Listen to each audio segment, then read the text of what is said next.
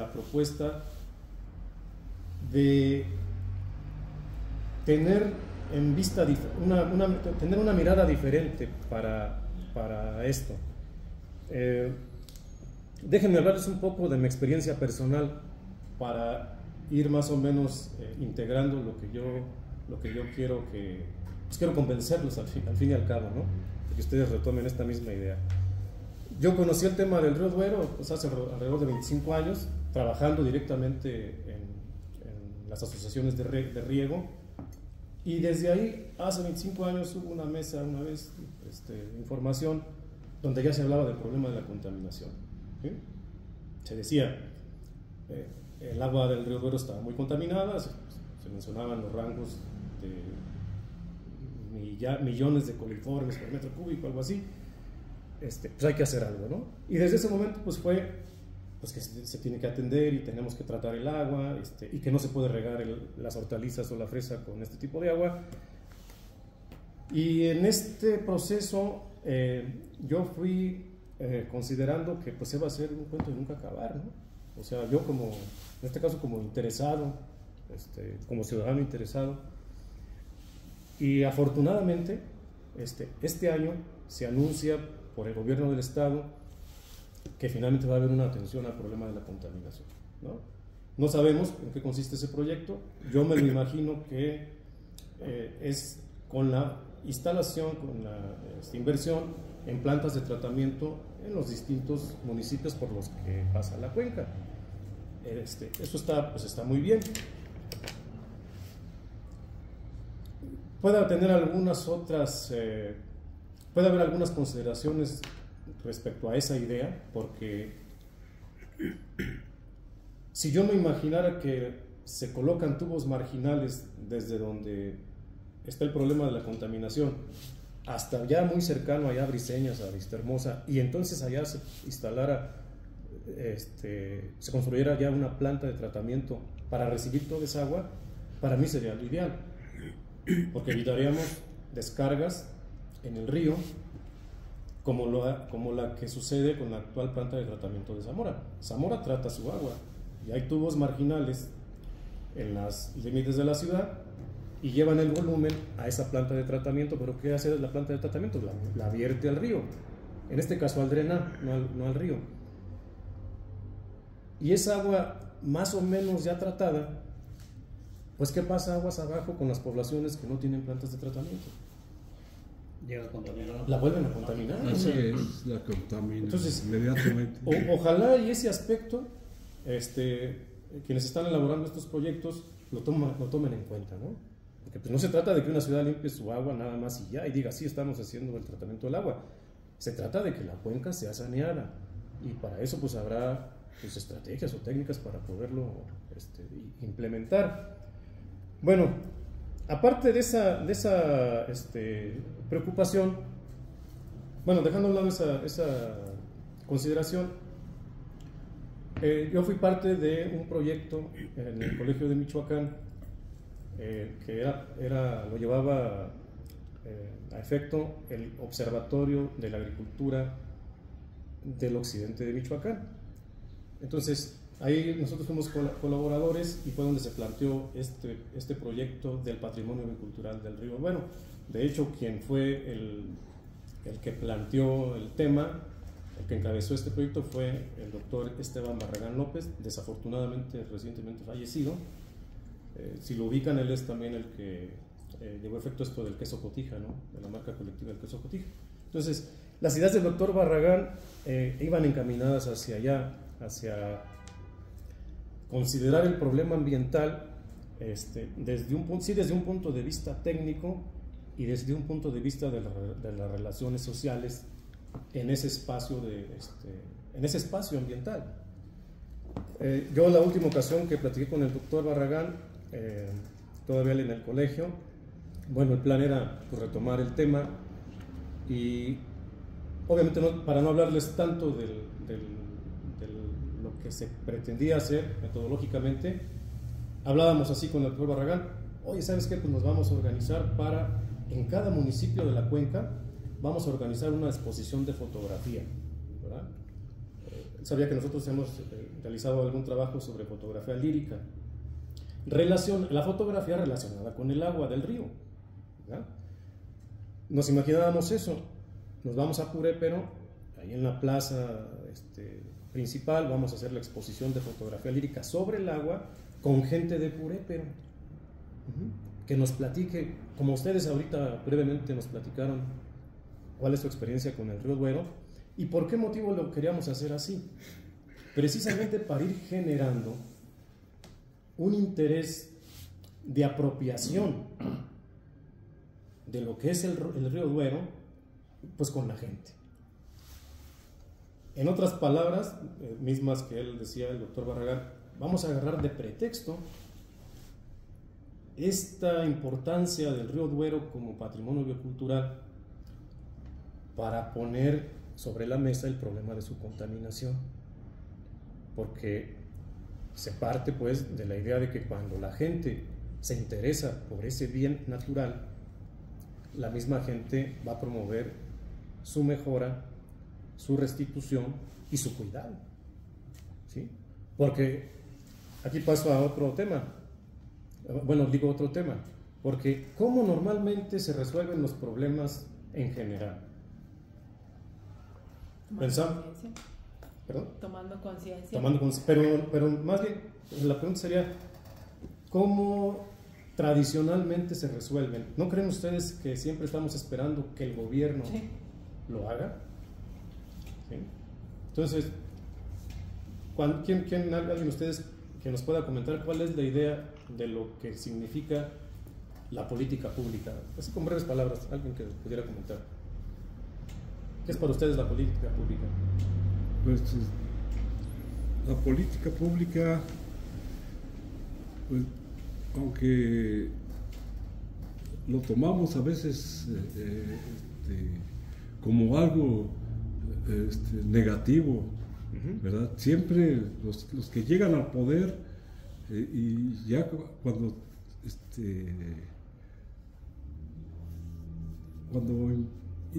terminan su ejercicio, la tremenda mayoría, salen odiados por el pueblo. ¿Por qué?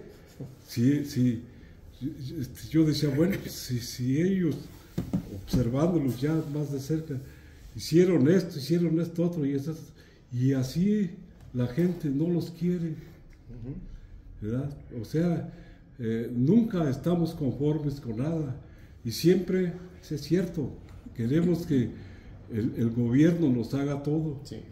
Porque en principio así debe de ser, ¿no? Alguien que se le elige y además se le paga para cumplir con ese objetivo, pues así tendría que ser. Pero venimos aquí, por ejemplo, el presidente municipal de donde sea, le mencionas tú la palabra cultura y como que nunca ni saben qué es eso, ¿verdad? Pero sí una obra pública, vamos a arreglar la calle fulana, la calle mengana, rápido, ¿verdad? ¿Por qué? Porque eso les genera que a lo mejor pueda reelegirse, ¿verdad? Sin saber que todo el pueblo pues ya está en contra de él. Muy bien. Bueno, perdón, mi doc. Sí, adelante. También su recordar aquí, don Armando, de los alcaldes que se asustan por la cultura, ¿no? Por la expresión cultural. Yo recuerdo 1969, llegamos aquí a Jacona y recorro un poquito la historia y recuerdo a los presidentes municipales de Jacona. Sí. Había alcaldes que no sabían ni leer ni escribir. Pero ¿qué pasaba? Eran gentes productivas del campo, de la agroindustria. ¿Y qué hacían? Se rodeaban de gente capacitada, doctores, profesores, hombres agroindustriales, profesionistas, Ellos eran los regidores y eran los directores. Buenas tardes, compañero. Se hacían llegar de gente muy importante, que eran los que sacaban a flote, definitivamente. Y sobre la definición, ¿siéntese, compañero? Sí, ya. Sobre la definición de la política pública, pues tiene muchas, puede ser cualquier cosa, puede ser mucho, puede ser, entonces muchas vertientes que aterrizan en lo mismo, ¿no? Una política pública es lo que yo quiero hacer y que todo el mundo se dé cuenta, ¿no? Entonces, que toda la población, al fin y al cabo es política. Bien o mala o buena o pésima o mediocre, es política. Es lo que se hace para allá. Sí. Aprovechando el comentario que... Adelante, por supuesto. En ese tiempo, Rosendo Guillén y Martín Murillo, papá de Armando Rodríguez Murillo, le decían: necesito donde vivir. Allí donde va el corte, agarra tu terreno. No les vendían. Y Guillén decía: aquí vamos a vender en esta huerta, y vivían y se iba poblando, pero no había, como que no pedían tanto dinero por lotes, no es lo que querían, que hubiera gente aquí para el trabajo. Eso es lo que yo pensé después. Muy bien. Pues, miren, aprovechando con lo que ustedes han dicho, política pública, hay cualquier cantidad de libros, de textos, de análisis para definirlo y para estudiarlo. Pero como ustedes muy bien lo han comentado, precisamente, en pocas palabras, la política pública es aquello que hace el gobierno, cómo lo hace y por qué lo hace, sobre todo. En ese aspecto, entonces, y qué bueno que llegamos a este planteamiento de la manera en que ustedes lo expresan, porque, fíjense, podemos pensar en que los diseños de política ya tenemos el problema resuelto. Es decir, existen la tecnología, existen los analistas, existen los diagnósticos, de manera tal que hasta alguien en autoridad, como dice bien aquí Arturo, un presidente municipal, puede solicitarle a alguien experto: oye, hazme el diseño para esta situación, para resolver esta situación. Y entonces la política pública, en el aspecto de diseño y de implementación, se convierte pues en un producto, ¿verdad? Y si no, mira, aquí está como resuelto. Y muy buenos diseños, muy buenos diagnósticos, muy buenas ideas. Pero va la pregunta ahora también: ¿por qué hay ocasiones, o en muchas de las ocasiones, tan buenos diseños, tan buenos análisis e ideas para implementar, de pronto no funcionan? El mejor diseño, de pronto, es más, hasta le causa animadversión a la población y se queja de las autoridades, inclusive con los mejores diseños que se han hecho para implementar y resolver problemas. Y la cosa no funciona. Y está el otro lado. En ocasiones, la política pública tiene deficiencias, no está bien diagnosticada, no está bien diseñada y no está bien implementada, y sin embargo la población queda muy contenta. Es algo paradójico, contradictorio, claro que sí. Y entonces, en esa diferencia, en esa aparente inconsistencia entre que hay buenas políticas que no funcionan o no las acepta la gente, y entre malas políticas que la gente acepta muy bien y hasta las aplaude, hay quien dijo en una ocasión, hay quien sugirió lo siguiente: ¿sabes qué? Pues entonces no nos vamos a preocupar por hacer buenas políticas, por lo menos no va a ser nuestro problema, nuestra preocupación principal, hacer tan buenos diseños. Hay que hacer buenos diseños, pero no nos vamos a preocupar tanto de que eso va a ser la solución, Y lo mismo su implementación y sus resultados. Entonces dijo: ¿de qué nos vamos a preocupar? Pues de que las políticas sean bien argumentadas. Y fijémonos en esa palabra, argumentadas. política argumental. En 2007 yo estuve en el Socoladero, fui tesorero. ¿Sí? Hicimos también las cosas, que metimos un faro en La Palma, ¿sí? Un cercado perimetral en Jiquilpan, otra bomba propulsora en Ixtlán. ¿Sabes qué hacen? Te disuelven. ¿Se disuelve el...? Sí, ya se convirtieron en Coplademun, Comité de Planación de Desarrollo Municipal. Correcto. Cuando tenemos un conjunto bonito. ¿Sí? ¿Por qué? Porque manejan su ideología. Bueno, aprovechando lo que dice aquí el compañero, de que se hicieron cosas muy buenas y sin embargo alguien por ahí de pronto ya no las tomó en cuenta, volveré a la pregunta: ¿cómo argumentamos las políticas? Y cuando digo cómo argumentamos las políticas, me refiero a cómo las implementamos entre la gente. Y obviamente ahí estamos también en el otro lado. ¿No creen ustedes que a veces los políticos que se comportan como malos políticos, saben argumentar muy bien? Hay que estudiar las culturas. Sus asuntos. Sus culturas. Sí, o sea, y precisamente, o sea, a lo que yo invito es que sepamos argumentar, en este caso que hablamos de cultura, y hablamos de cuestiones históricas, y hablamos por hoy del asunto del río Duero, considerar que si argumentamos bien nuestras propuestas, en una de esas nos va bien, ¿no?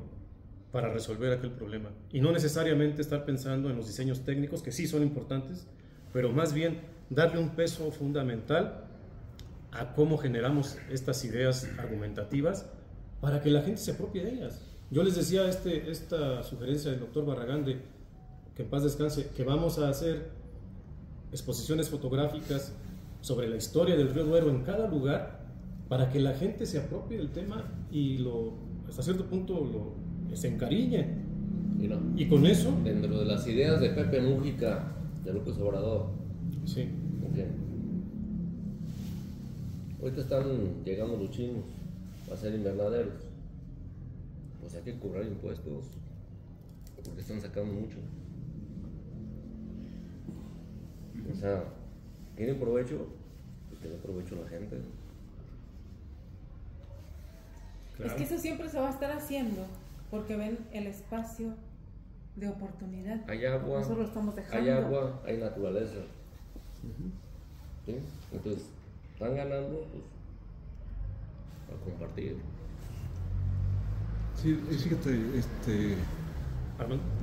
Vista Hermosa. Nosotros llegamos a tener un río que se llamaba Río de las Nutrias, porque había nutrias. Y en la actualidad ya no hay río. Se murió totalmente el río. Compadre, entonces, es que desvían el cauce. ¿Cuál es la moraleja? Que probablemente el río Duero en un corto tiempo también se va a morir. Entonces, cierto, qué bueno que el doctor se preocupa porque en realidad, si todos tuviéramos conciencia, haríamos una asociación o algo parecido para que buscaran la solución para que el río Duero no muera. Sí. Como decía yo, Armando, por fortuna hay un anuncio de que de que se va a resolver ya el saneamiento del río. Ahora, lo que yo les mencionaba con esto de que hay cosas que se implementan y luego no funcionan, es precisamente porque si llegamos nosotros a observar que ya se instalan las plantas de tratamiento y todos los diagnósticos habidos y por haber, que la población se apropie de eso, para que se cuide, por lo menos de aquí para adelante, que eso no se vaya a echar a perder. Entonces, ¿sí, no. Perdón. Entonces, un poco resumiendo la idea, creemos que la implementación del saneamiento de la cuenca del río Duero es combinando tres puntos de vista: el medioambiental, que obviamente ya lo tiene ese proyecto que van a realizar, el medioambiental. El segundo sería las relaciones sociales que obviamente existen en la cuenca. Pero además también resaltar, y eso es lo más difícil, porque no sé quién lo vaya a hacer, cómo lo vayan a hacer, es ir impulsando una nueva relación con el río de todos como sociedad, de cada ciudadano, de cada familia, de cada pueblo. Esto, pues un poco mencionando nada más, tiene que ver con la creación de nuevas subjetividades y de alteridades. Sí, adelante. El funcionamiento de un río, vamos a hablar de cuestiones ya de funcionamiento, se llama el ojo de agua, ¿verdad? Que se genera una presita y empieza el río. Ese ojo de agua, ¿dónde se produce? Por los mantos freáticos. Sí, quizá te refieras a los manantiales, ¿no? Exactamente. Sí, los manantiales pues tienen un proceso hídrico de recarga, ¿no? Entonces, si estamos hablando del manantial que está generando lo que es ojo de agua para los ríos, ahora vamos con los fraccionamientos. Si estamos viendo la forma de cuidado del agua, ¿qué pasa con los fraccionadores? Los fraccionadores generan su coste de absorción para sustraer agua, ¿no?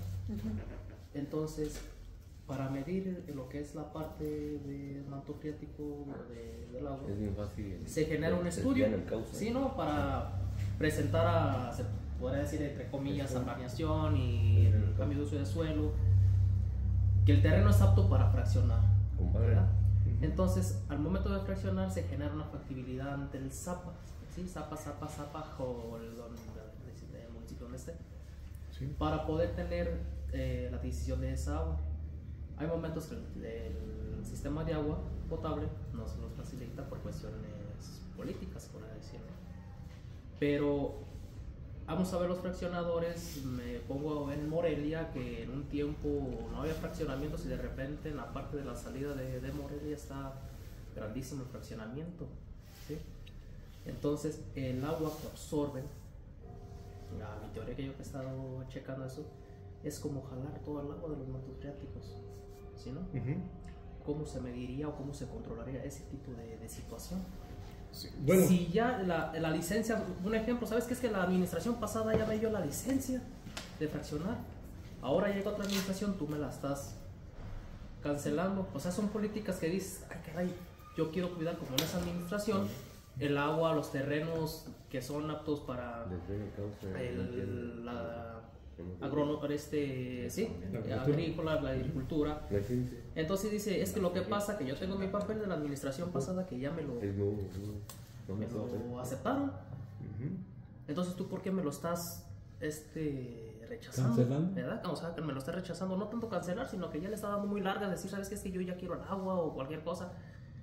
Entonces, como ayuntamiento, se dice, yo quiero cuidar, pero como fraccionador, ahora sí es como está diciendo en política pública, ¿a qué lado me voy? Es, ¿sabes qué? Yo quiero cuidar el agua. ¿Por qué? Porque en cuestiones de lluvia, pues genera eso, ¿no? Claro. Si no llueve, pues los mantos freáticos bajan. Si llueve bastante, pues los mantos freáticos suben y se ayudan los ríos. Entonces, ¿cómo podemos generar ese tipo de problemática también con los fraccionadores? Si administraciones pasadas ya les dieron sus permisos. Sí, el asunto de la administración del agua, pues